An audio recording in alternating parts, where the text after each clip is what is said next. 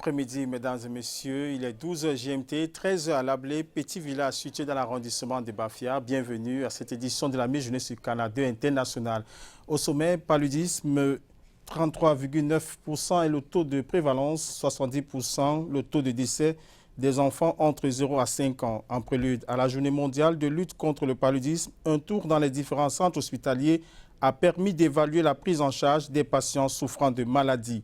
Santé et sécurité au travail, le 3e congrès se prépare sous le thème « Enjeux et défis de la sécurité et santé au travail pour les pays en voie d'émergence ». Dans ce journal, nous aurons le Dr Valère Joseph Captué qui reviendra non seulement sur les objectifs de ce congrès, mais aussi sur les difficultés liées à l'implémentation d'une véritable politique de santé et de sécurité au travail au Cameroun. Et puis en sport, Paris réussi pour la Ligue régionale Est-Nord-Ouest qui a lancé son ouverture de saison à l'Ouest malgré les difficultés sociopolitiques observées et la rareté des finances.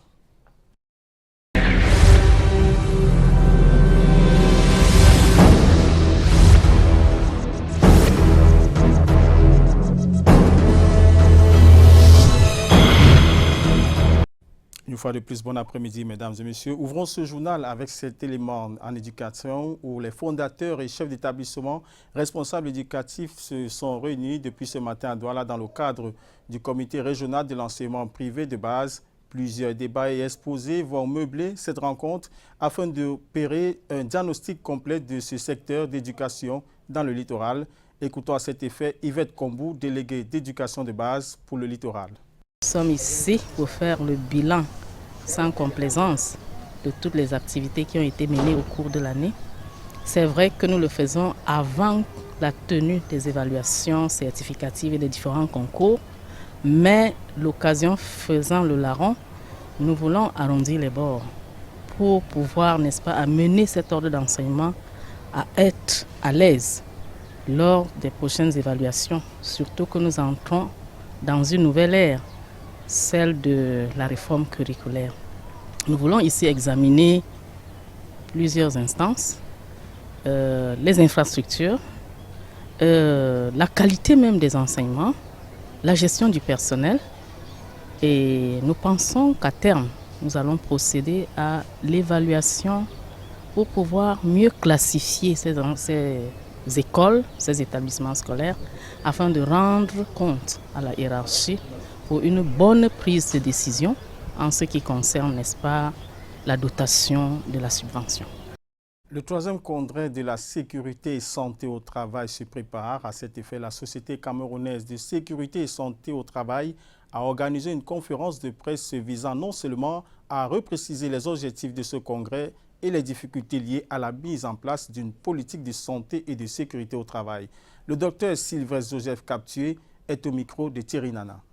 L'objectif de cette conférence de presse est de focaliser les attentions de tous les intervenants en milieu professionnel, c'est-à-dire les travailleurs, les employeurs et les techniciens de la santé et sécurité au travail sur la semaine nationale de prévention qui court du 23 avril au 30 avril 2019. Notre société scientifique, c'est-à-dire la Société camerounaise de sécurité et de santé au travail, c'est une société savante, a l'habitude de mener des actions phares à l'occasion de cette semaine. Cette année, nous avons débattu sur la fonction sécurité et santé au travail en entreprise en insistant sur le rôle de médecin du travail. Les difficultés se trouvent à 3 niveaux. D'abord, au niveau du pôle de conception des normes de santé et sécurité au travail. La deuxième difficulté se trouve au pôle de contrôle. La troisième difficulté, c'est la coordination de l'ensemble des intervenants, qu'ils soient dans l'entreprise, qu'ils soient hors de l'entreprise, pour la bonne marche de cette fonction sécurité et santé au travail en entreprise. Toujours en santé, dans moins de 24 heures sera célébrée la journée mondiale de lutte contre le paludisme. Jusqu'ici, le paludisme reste la première cause d'hospitalisation avec un taux de prévalence de 33,9%. 70% des décès sont les enfants de 0 à 5 ans. La prévalence reste le meilleur moyen d'être à l'abri du paludisme. Notre correspondant dans le Noun, Noudine Djoya, a fait le tour de quelques centres hospitaliers pour nous montrer comment se passe la prise en charge. Hôpital protestant de Ndjissé, le docteur Simo fait la ronde. Il échange avec des patients hospitalisés pour cause de paludisme. Ici, tous les lits ont des moustiquaires. C'est la meilleure façon de les mettre à l'abri des piqûres de l'anophèle femelle. Déjà pour la prévention, nous commençons généralement par les femmes. Parce que les femmes, c'est la grande porte d'entrée. Et les femmes, c'est celles qui véhiculent le mieux le message. Nous lui conseillons l'utilisation de cette moustiquaire. Nous lui disons qu'il faut qu'elle dorme dans cette moustiquaire. C'est un outil qui non seulement la protège, mais protège aussi l'enfant qui est dans qu'elle porte en elle. Non loin de là, à l'hôpital du district de Foumban, la prise de paramètres de cet enfant a permis de découvrir qu'il souffre de paludisme.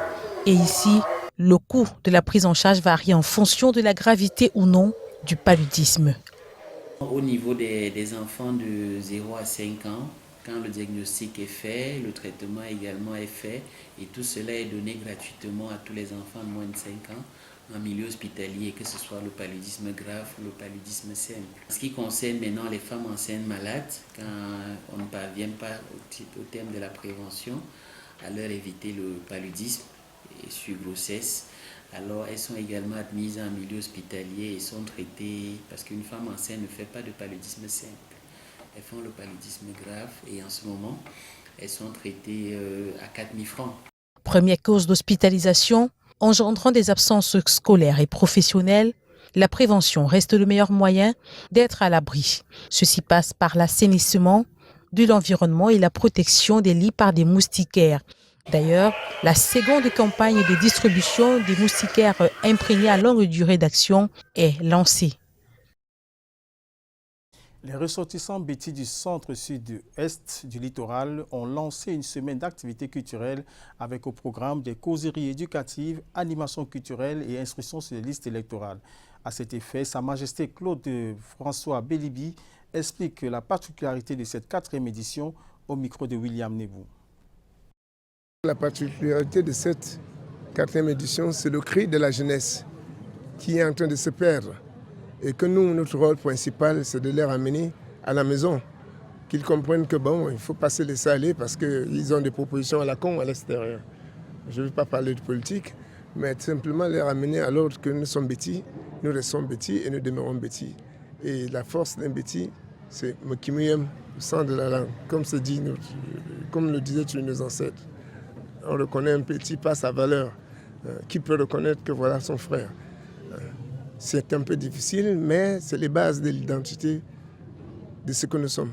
Sachant que le temps, aujourd'hui, est un peu dans la difficulté au sein de notre pays, ce qui sera de nouveau et clair, c'est de mettre en confiance nos frères et sœurs qui sont très éloignés, et même ces deux doigts-là, de garder le calme et de tenir à rester dans la paix, de ne pas céder dans des provocations inutiles qui s'annoncent déjà d'une façon ou d'une autre. Et de les rassembler encore à nouveau sur un même toit, afin de leur dire que certes le chef est mort, vive le chef. Le président national du Social Democratic Front est dans le viseur des séparatistes. Nidjon Froundi a vu son frère cadet kidnappé par des inconnus, son ranch détruit et ses bêtes emportées. Il réagit au micro de Mireille Flomané et Danny Collins. Le président national du SDF est en colère. Nidjon Froundi condamne les activités des séparatistes. Il estime que ces derniers ne respectent plus leurs objectifs de départ, qui étaient de lutter contre les injustices. Aujourd'hui, ils se sont transformés en des hors-la-loi. Il réagit ainsi à la suite de l'enlèvement de son frère cadet et de 2 autres personnes il y a 3 jours. Il y a quelques semaines, certains de mes bœufs s'étaient égarés. Pendant que mon frère cadet et certains de mes employés fouillaient, ils ont rencontré des personnes dites ambazoniennes qui m'ont accusé d'avoir envoyé les éléments du billes derrière eux auparavant. Je n'ai jamais envoyé les billes derrière quelqu'un. Même quand ma maison a été incendiée au village, les forces ont juste fait le travail. Les kidnappeurs réclament la somme de 6 millions de francs CFA ou des armes pour libérer les otages.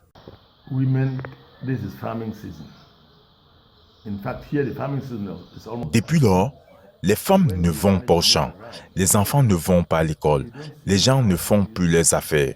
Je suis fatigué de cette situation. Je condamne ces actes de violence. Maintenant, ils réclament la somme de 6 millions de francs CFA pour libérer mon frère cadet.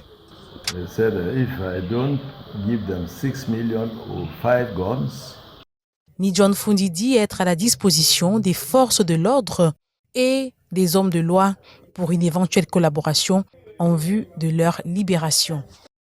La suite de l'information de la mi-journée sur Canada International, c'est avec notre bureau de Yaoundé où nous attend Delphine Franco qui nous parle de la médecine sportive. Chalitor, bonjour. Mesdames, Messieurs, bonjour. Avant de parler de la médecine sportive, signalons que Yaoundé abrite depuis lundi dernier l'école d'été internationale de politique publique, placée sous le thème « Ville durable en Afrique et politique publique ». Cette rencontre est l'occasion pour des étudiants-chercheurs d'échanger avec les experts en politique publique. Les détails dans cet élément réalisé avec le concours de Serge Alonziebo. Ils viennent d'Europe, d'Afrique et d'Asie pour prendre part à cette première édition de l'école d'été internationale de politique publique. Ouvert ce 22 avril à l'Institut des relations internationales du Cameroun à Yaoundé, cette rencontre permettra aux chercheurs et doctorants d'université de recevoir des conseils et enseignements sur les théories, concepts et méthodologies en politique publique. La recherche sur les politiques publiques vise donc à développer et analyser les processus de prise de décision, vise à analyser et à comprendre les approches théoriques, épistémologiques qui contribuent au développement de la science, donc à la bonne prise, à l'amélioration de la gouvernance. L'étude des politiques publiques tombe à point nommé, vise donc à susciter, à développer des méthodes qui contribuent au développement de la gouvernance en général. Les travaux qui se déroulent sous le thème « Ville durable en Afrique et politique publique » sont organisés par l'IRIC de concert avec International Public Policy Association et le Centre africain de formation et de recherche administrative pour le développement CAFRAD. Notre approche consistait à faire participer l'Afrique à l'élaboration et à la construction de la gouvernance globale, parce qu'on avait d'une part l'Afrique et d'autre part le reste du monde. Aujourd'hui, l'Afrique et le monde se mettent ensemble pour construire une forme universalisée de la gouvernance à partir des apports différenciés et des apports mutuels. Donc pour nous, c'est quelque chose d'extrêmement important dans notre politique d'accompagnement des États africains dans la réforme de leur stratégie de gouvernance et dans la réforme de leurs administrations publiques. Merci. L'école d'été internationale s'achève ce 27 avril à Kribi. En santé, lutte contre les hépatites virales B et C, les acteurs de la société civile s'engagent. Ils viennent de signer une convention de partenariat avec les professionnels de la santé à Yaoundé. Karel Mezatiatioya et Bertrand Tassé nous en disent davantage. Au Cameroun, les hépatites virales touchent 5 fois plus de personnes par an que le VIH. Il serait environ 4,5 millions de personnes à être atteintes de cette maladie qui tue 10 000 patients par an. C'est parfois dû au coût du traitement. Le traitement des hépatites coûte déjà cher, que ce soit les hépatites C, que ce soit l'hépatite B. Donc, je pense qu'il est de l'intérêt des malades de se faire dépister avant. Parce que quand la maladie évolue déjà en cirrhose ou en cancer, ça devient dangereux. La prise en charge est extrêmement difficile. Pour la rendre beaucoup plus facile, ce centre médical et SOS Hépatite ont signé une convention de partenariat ce 22 avril à Yaoundé. Ces acteurs s'engagent ainsi à apporter leur contribution dans la lutte contre les hépatites virales à travers la réduction du coût du traitement de 20%. Nous voulons apporter par ce partenariat une contribution supplémentaire et aider davantage les patients atteints d'hépatite B ou C à se faire prendre en charge. Quand vous vous retrouvez en train de réussir une baisse de 20%, c'est déjà pas mal. Nous pensons que peut-être dans les années à venir, au vu de ce qui sera fait comme travail, comme sérieux dans le travail, probablement on pourra espérer attendre mieux. Au bout d'un an, le partenariat sera évalué pour faire le point sur le nombre de malades enregistrés et traités. Les progrès à faire en matière d'aide à ces patients seront en outre envisagés. Prise en charge de la toxicomanie au Cameroun, le personnel de la santé à l'école. Ils prennent part depuis hier à Yaoundé à une session de formation organisée par le ministère de la Santé publique. Objectif, s'arrimer aux normes universelles de prise en charge de la toxicomanie dans le monde. Sur la nécessité de cette formation, je vous propose d'écouter le docteur Laure Victoire Menguene, sous-directrice de la santé publique au ministère de la Santé publique. Elle est au micro d'Alain Gislain Kanga. Donc, la problématique est réelle, c'est déjà un problème de santé publique, mais la réalité sur le plan opérationnel, c'est qu'on a un nombre insuffisant de praticiens, de professionnels spécialisés dans cette prise en charge, notamment de professionnels spécialisés en santé mentale. Donc, pour pallier donc à ce manque, déjà, ce personnel est insuffisant et même quand il est présent, on s'est rendu compte que les stratégies de prise en charge sont divergentes d'un praticien à un autre. Donc pour nous, il était important de s'arrimer aux normes.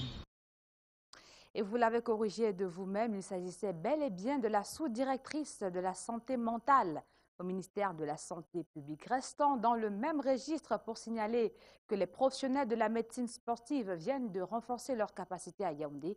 La rencontre leur a permis de tabler sur ce qui coince dans cette branche de la médecine. Une fois de plus, Karel Meza-Tchatchoya et Bertrand Tassé. Aujourd'hui, les sportifs camerounais, toutes disciplines confondues, n'ont plus forcément besoin de s'expatrier pour se faire soigner en cas de blessure. Notre pays dispose désormais d'équipes médicales professionnelles capables de les prendre en charge et les encadrer. Seule ombre au tableau, la perdition très souvent observée par ces acteurs du secteur dans les centres de formation. Un jeune qui a 10-12 ans, qui se blesse là-bas et dont la prise en charge est un peu olé olé, comme on dit au pays, c'est un Roger Mila qu'on a perdu. Pour barrer la route à de telles difficultés, les spécialistes de la médecine sportive du Cameroun et tous les maillons de la chaîne se sont penchés sur la problématique à Yaoundé. Objectif, trouver les voies et moyens pour développer la médecine sportive. Aujourd'hui, dans le monde entier, le sport fait un avec la médecine. On ne peut pas faire le sport sans associer la médecine du sport. Il faut que les dirigeants comprennent que le médical, quand il ne se passe rien, on n'en a pas besoin, et tant mieux. Mais par contre, quand on a un joueur blessé et que c'est un joueur important de votre équipe, le médical devient très important. Donc il faut arriver à trouver un compromis entre que le médical soit présent toute l'année pour pallier justement quand il y a des problèmes et que tout se passe bien. Peut-être que la médecine du sport a beaucoup de besoins et en accord avec ma hiérarchie, nous nous sommes déjà entendus qu'il va falloir qu'au moins chaque année, voire toutes les 2 années, nous organisions quelque chose en rapport avec la médecine du sport. Ils espèrent que ce message n'est pas rentré dans les oreilles du sourd. En politique, le Front pour le salut national du Cameroun condamne la sortie de l'Union européenne qui menace d'amener le dossier au Conseil de sécurité des Nations unies. Son président national, Issa Tiroma Bakary, lors d'une conférence de presse tenue hier soir à Yaoundé, trouve les résolutions du Parlement européen partisanes. Le FSNC encourage les forces de défense et de sécurité engagées dans les régions du nord-ouest et du sud-ouest Cameroun. Je vous propose d'écouter un extrait de la déclaration de Issa Tiroma Bakary, sélectionnée par Brown Kamga.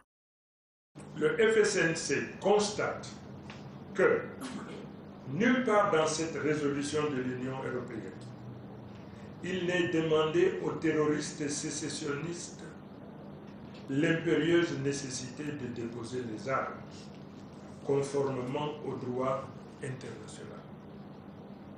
Ce sont des terroristes. Et l'Union européenne aurait dû leur demander de déposer les armes. Le FSNC voudrait rappeler que nous sommes une nation souveraine, un peuple fier de son histoire et aux commandes de son destin, qui n'acceptera jamais un diktat, d'où qu'il vienne et pour quelque raison que ce soit. l'indulgence que l'Union européenne accorde aux terroristes qui volent et tuent nos populations est perçue par l'opinion publique nationale comme une atteinte grave à notre souveraineté. Et dans la page magazine de ce journal, Robert Chalitor, vous nous amenez à la découverte de Clotaire, le colleur de Vieux-Sceaux. Justement, Delphine Fonkou, survivre, c'est ce que fait Clotaire, un Camerounais victime collatérale de la guerre de Libye, le cinquantenaire qui a connu le sommet de la gloire économique sous les Kadhafi et depuis quelques années résolu à coller des vieux seaux en plastique pour survivre. Il est l'exemple parfait de cette Afrique riche qui fait des pauvres. Ambroise Foguet pour le reportage. C'est un métier qui m'aide beaucoup, tellement. C'est pour moi comme une clôture de paix. Pour que mes ennemis ne puissent m'escalader. Je suis venu de mon lointain pays pour travailler chez vous. Voilà donc l'Afrique de richesse qui fait des pauvres. Après le Gabon, je suis arrivé en Guinée. Après la Guinée, j'ai transité pour le nord du pays. Après le nord, je suis allé au Nigeria. Après le Nigeria, le Niger. Après le Niger, l'Algérie. Je me suis arrêté à Djanet, la frontière entre la Libye et l'Algérie. J'ai loué un chameau pour porter mes bagages et traverser le désert. On a fait 7 jours en route, 7 jours de marche. Nous sommes arrivés à la première ville, Gat. C'est la première ville libyenne d'abord. J'ai passé du temps là-bas. J'étais avec un ami, Bamoun. On a eu la chance d'avoir un métier dans une société qui posait des bornes à la frontière entre l'Algérie et la Libye. On a travaillé là-bas pendant 1 mois. On a eu de l'argent de transport. Nous sommes arrivés jusqu'à Tripoli. Ma pauvre mère était désolée. Après avoir tout essayé, le bonhomme vit aujourd'hui à l'heure des renoncements. Tu sors du haut, tu tombes par terre. Si tu croises les bras, tu vas finir comme une bougie. Il faut prendre ton courage à deux mains. Et tu choisis notre vie. J'habitais Tripoli au quartier Drebi. J'ai fait 23 ans là-bas. J'ai beaucoup eu de l'argent là-bas. J'ai eu jusqu'à 80 millions de francs. Donc quand je me retrouve aujourd'hui en train de coller les sous, les gens qui me connaissent, quand ils me voient, d'autres croient peut-être que j'ai disjoncté. Non. Des fers de récupération aplatis à la forge, un vieux réchaud, du feu et une paire de gants, logistique suffisante pour une entreprise de collage de vieux ustensiles en plastique. L'homme propose, Dieu dispose. Il y a des parfois je marche 7 km, je trouve 100 francs, 200. Pour emprunter au jeune Camerounais de Facebook, Clotaire sort du labo et est formel. L'aventure, pour moi, c'est chacun a sa chance. Tout chemin mène à Rome. Celui qui est courageux et qui s'engage. Le doute n'est pas de mise. Pour une vie simple sans ajonction ni épithète, c'est la survie qu'il faut choisir. J'ai de quoi boire, de quoi me vêtir, et de quoi manger. Tu vas compter sur qui? Actuellement, au Cameroun, tu comptes sur quelqu'un, c'est la personne qui te vend. Donc compte sur tes deux mains. C'est pas la fin du monde. On en est à se demander, c'est quoi les vrais défis actuels de l'emploi chez nous? Suicide ou survie? Mon pantalon est tout déchiré, mais je n'en ai pas d'autre. Que ne ferons-nous pas pour survivre? Alors maintenant, la rencontre de Valère Talla, un jeune Camerounais de 21 ans qui depuis 3 ans s'illustre dans un métier que ses contemporains trouvent bizarre, la tôlerie automobile. Valère s'y applique au point de s'en tirer avec une spécialité ponceur. Il ponce véritablement bien les tôles mastiquées. Il est désormais passé maître et en a fait son affaire, comme nous le montre ici une fois de plus Ambroise Foguet.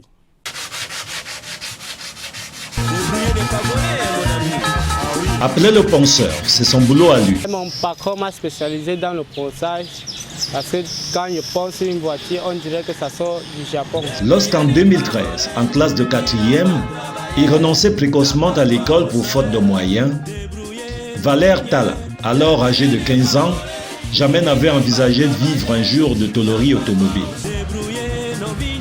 C'était sans compter avec la laborieuse quête camerounaise du travail rémunérateur qu'il y a pourtant conduit à l'âge de 18 ans. J'ai été formé dans ce garage depuis 3 ans. Il est prêt maintenant à faire une tôlerie générale. Le travail de Valère, c'est la finition. Il sait bien poncer et mettre bien le mastic et ajuster les points où ce n'est pas correct. Couper, cogner, souder, mastiquer, poncer et peindre sont depuis 3 ans des mots du glossaire de son quotidien. Il fait du remodelage des voitures accidentées et ou pourries. Les clients l'appellent le ponceur parce que quand il touche une voiture, n'importe qui est fier de son travail. Quand les jeunes garçons là voient ce métier, ils disent seulement que non, que de se salir comme ça, ils préfèrent aller dehors faire la moto. Et je ne peux que l'encourager parce que ce n'est plus facile d'aujourd'hui là de voir un enfant comme lui là. Il tient le travail ici jusqu'à la gare. Bien faire ce boulot salissant sans complexe est le leitmotiv de Valère le ponceur. Il a compris que ce n'est pas ce qu'il est, mais ce qu'il fait qui est important. Ce travail-ci me sert à payer mon loyer et à payer le courant et à payer de l'eau chez moi. Et ça me nourrit aussi. Et c'est ça qui me sert de ma cotisation chaque semaine. Âgé aujourd'hui de 21 ans, Valère a pris une ferme résolution. Poncer les voitures comme Michel-Ange peignait ses tableaux. Mon patron est toujours satisfait de mon travail. Aucun sort, aucune chance, encore moins aucun destin ne peut l'arrêter. Ceux qui disent que ce travail-ci est sale, c'est que ceux qui ne connaissent rien. Pour moi, c'est le meilleur métier du monde. À défaut de rendre sa vie plus facile, c'est Valère qui est devenu plus fort.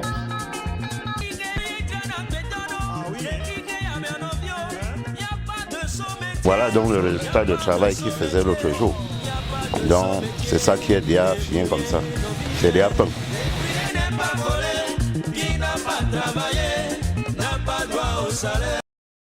Alors maintenant, culture, où la musique camerounaise se dote d'une nouvelle voix, Sissoul est en ce moment en train de donner une conférence de presse à l'Institut français de Douala pour la présentation de son nouvel opus. 7 titres variés avec pour dénominateur commun la soul. Écoutons cet extrait sélectionné par notre rédaction et une attitude de son producteur au micro de Yasser Trésor-Tanon. Jusqu'à ce que le voilier de ma vie tourne en rond.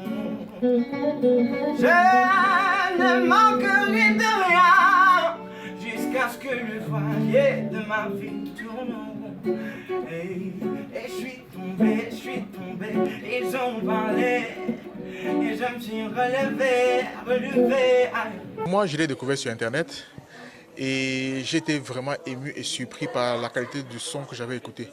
Et pour moi aussi, en tant que personnalité publique et homme de culture, il est de notre ressort et notre devoir de pouvoir accompagner ces jeunes talents qui manquent de production et d'espace d'expression. Alors maintenant, sport, où le foyer communautaire de la chefferie Babouantou a abrité l'ouverture de la saison de Nambudo à l'Ouest Cameroun. Plus de 80 participants ont répondu présents à ce début de saison. Le défi relevé par la Ligue interrégionale de l'Ouest et du Nord-Ouest est ici présenté par Michel Foncois. Pour les pratiquants de la Ligue interrégionale Ouest et Nord-Ouest du Nambudo, il fallait un cadre spécial pour lancer la saison. Et c'est le foyer communautaire de la chefferie Babouantou dans le département du Onkam, région de l'Ouest, qu'ils ont trouvé comme lieu propice à cet effet. Ils étaient plus de 80 Nambudokas à démontrer leur maîtrise des techniques du Nambudo, telles que le kata, le kumité et les dentaires entourés. Chaque athlète y allait de son punch pour exprimer sa maîtrise de l'art et de ses progrès dans la pratique du Nambudo. Une discipline et un engagement qui ont donné satisfaction aux organisateurs. Entièrement satisfait, c'est un début de saison formidable. Vous avez vu dans la salle les prestations des enfants, les valeureux futurs lions indomptables du Nambudo du Cameroun, avec leur médaille des Dixiat. Je suis un président de ligue comblé de joie. Certains observateurs séduits par la pratique de cet art se sont engagés comme Nambudokas. Une équipe a été installée localement à Babouantou, selon ses normes et ses règles. Il convient de noter que ce n'est pas courant de voir une fédération sportive au Cameroun organiser régulièrement les activités. Un défi que relève pourtant fort opportunément la Ligue interrégionale Ouest et Nord-Ouest. Elle a ouvert cette saison cette année à Babouantou, signe qu'elle veut étendre le champ d'action de ses activités et faire pratiquer le Nambudo jusqu'au coin les plus reculés de la région de l'Ouest et du Nord-Ouest. Après cette activité qui a connu un succès éclatant, les Nambudokas de la région de l'Ouest et du Nord-Ouest se sont promis de se retrouver au plus vite pour un autre regroupement. Le but étant d'avoir à l'Ouest les meilleurs compétiteurs capables de s'imposer aisément sur le plan international.